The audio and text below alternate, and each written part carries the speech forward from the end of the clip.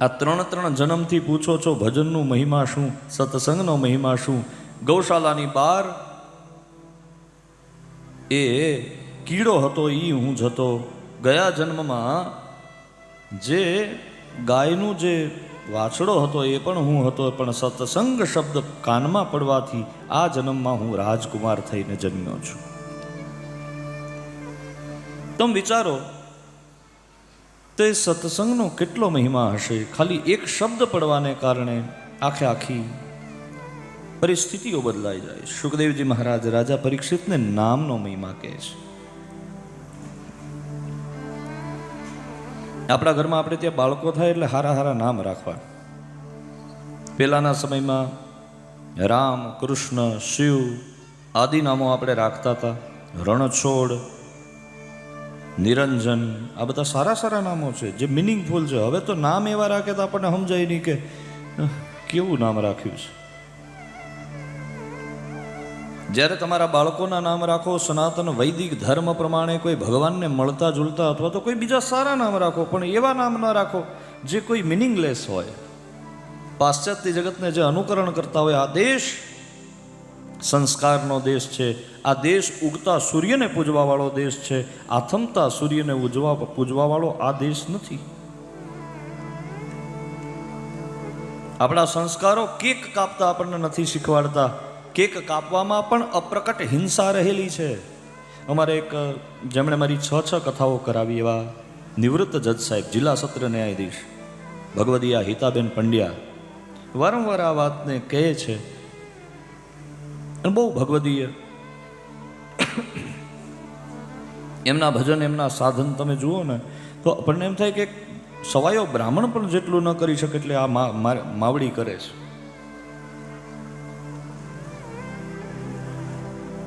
તો એ એક સરસ મજાની વાત કરે કે કોઈ કેક કાપવીને એ પણ એક પ્રકારની અપ્રકટ હિંસા છે. કાપવાનું ક્યાં આવે? આપણી પરંપરામાં ક્યાંય કાપવાની વાત નથી. અને એ કાપ્યા પહેલા ઓલી મીણબત્તીને બુજાવે ફૂંક મારીને, એટલે પોતાના વાયરસ એમાં બધા નાખે. આમ તો બુજાવવાની પરંપરા આપણી છે નહીં, આપણી પ્રગટ કરવાની પરંપરા છે. દીપ જ્યોતિર પરબ્રહ્મ દીપ જ્યોતિર જનાર્દન દીપો હરતુ મે પાપમ દીપ જ્યોતિર નમોસ્તુતે. દીપદાનનો મહિમા છે. આપણે ત્યાં દીવો હોય ને, દીવાને પ્રગટ કરવાનો હોય, દીવાને બુજાવવાના ન હોય. પાશ્ચાત્ય જગતના આંધળા અનુકરણની દોટમાં આપણે આપણા સંસ્કારોને, આપણે બાપુ આપણી સંસ્કૃતિને ભૂલીએ. આપણા ભગવા ધારીઓ, આ બધા સંતો તમારી મારી આંખો ખોલે છે. જ્યાં સુધી તમે તમારા ધર્મને વળગી નથી રહેતા. ધર્મ એવા હતો હંતી ધર્મો રક્ષતી રક્ષિતા. જે ધર્મની રક્ષા કરે છે, ધર્મ એની રક્ષા કરે છે. સુખદેવજી મહારાજ રાજા પરીક્ષિતને સાવધાન કરતા કહે છે, હે રાજન, ધ્યાનપૂર્વક સાંભળો. ભગવાનના બાળ લીલાની કથાનું વર્ણન કરતા શ્રી સુખદેવજી મહારાજ કહે છે, ભગવાન 4 પગે હાલતા શીખ્યા છે, પછી ભગવાન 2 પગે હાલતા શીખ્યા છે. ભગવાને એક સુંદર મજાની પધારો. આપણી વચ્ચે ભગવદીય શ્રી રમેશભાઈ ધડુક પધાર્યા છે. જોરદાર તાળીઓથી આપણે એમનું સ્વાગત કરીશું.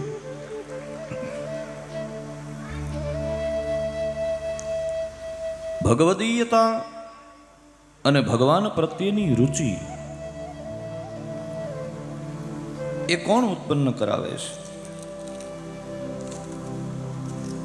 ભગવાનની કથાનું શ્રવણ એ તમારી મારી અંદર ભગવાન પ્રત્યેની રુચિ ઉત્પન્ન કરાવે છે. ભગવાનની 9 ભક્તિઓ છે. શ્રવણમ કીર્તનમ વિષ્ણુ સ્મરણમ પાદ સેવનમ અર્ચનમ વંદનમ દાસ્યમ સખ્યમ આત્મનિવેદનમ. પહેલી વેલી ભક્તિ છે શ્રવણ ભક્તિ. ભગવાનને જ્યાં સુધી તમે તમારા કાનથી તમારા હૃદયમાં પધરાવતા નથી ત્યાં સુધી ભગવાનનું પૂર્ણ સ્વરૂપ તમને દેખાતું નથી. ભગવાનને કયા કયા દ્વારથી ભગવાનને હૃદયમાં પધરાવવાના? એક આ દ્વાર છે અને એક આ દ્વાર છે. નેત્રથી ભગવાન ઠાકોરજીના દર્શન કરવા, કાનથી ભગવાનને સાંભળવા, ભગવાનને હૃદયમાં પધરાવવા. પણ લગભગ આંખ અને કાનનો ઉપયોગ જીવાત્મા અલગ કાર્ય માટે કરે છે.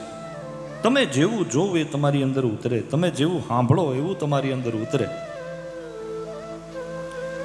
ये कान भगवान ने हमें दिए हैं और उस कान का हमें उपयोग क्या करना है और हम क्या कर रहे हैं.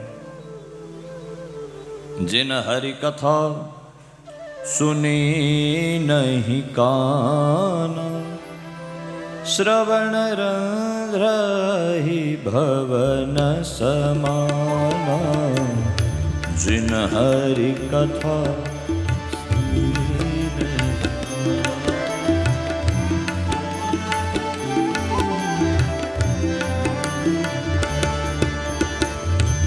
जिन हरि कथा सुनी नहीं काना श्रवण रही भवन समाना.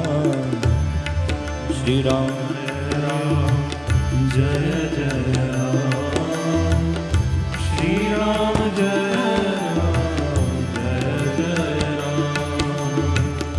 जिन हरि कथा सुनी नहीं काना श्रवण रही भवन समाना.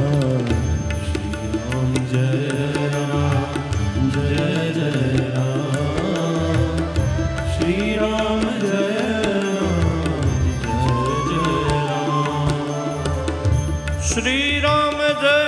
राम, जय जय राम, श्री राम जय राम, जय जय राम, श्री राम जय राम, जय जय राम, श्री राम जय राम, जय जय राम. ओ श्री राम जय राम, जय जय राम, श्री राम जय राम, जय जय राम, श्री राम जय राम, जय राम, श्री राम जय राम, जय जय राम, श्री राम जय राम, जय जय राम, श्री राम जय राम, जय जय राम, श्री राम जय राम, जय जय राम, श्री राम जय राम, जय जय राम. ओ श्री राम जय राम, जय जय